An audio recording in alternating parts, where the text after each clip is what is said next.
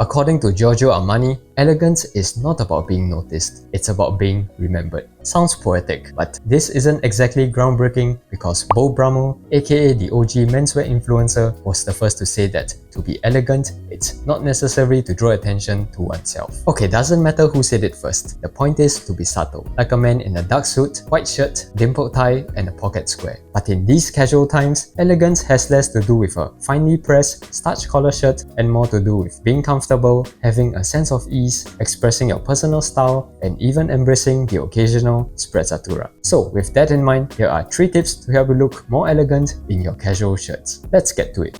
When you think of an elegant, casual shirt that can do it all, the Oxford cloth button-down shirt comes to mind. But you don't need to get one specifically in an Oxford cloth because elegance has more to do with the button-down collar, which if executed properly creates an expressive collar roll that moves with the wearer. As long as the collar roll is there, you can have the button-down shirt in chambray, denim, linen, or even seersucker and you'll still be elegant. But if your button-down shirt is lacking a roll, no worries. You can fix it with a little time and effort. It's pretty simple. Reposition the collar tip such that it achieves the collar roll you desire.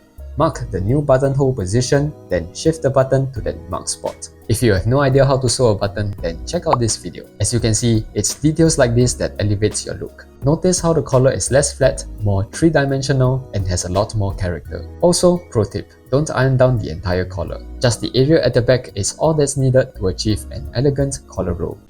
You know, at the start of my menswear journey, when I was at my most impressionable, I bought into that slim but not skinny BS, thinking that I was the shit. Well, turns out I look like shit.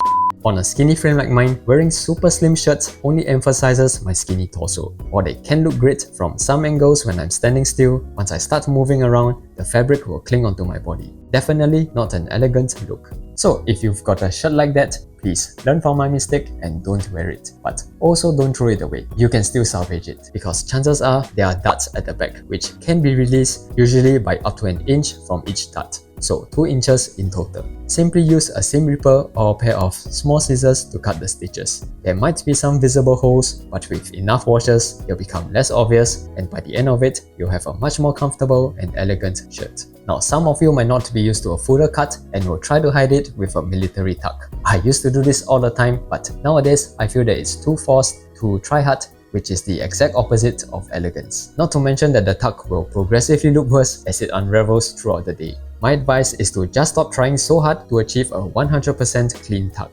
Instead, stretch your arms as far as you can and pull down the shirt once, then go about your day. There's really no need for any gimmicks. As long as the shirt hem is long enough and you're wearing high-rise pants, the shirt will stay in place and the fabric will move gracefully with you and not against you.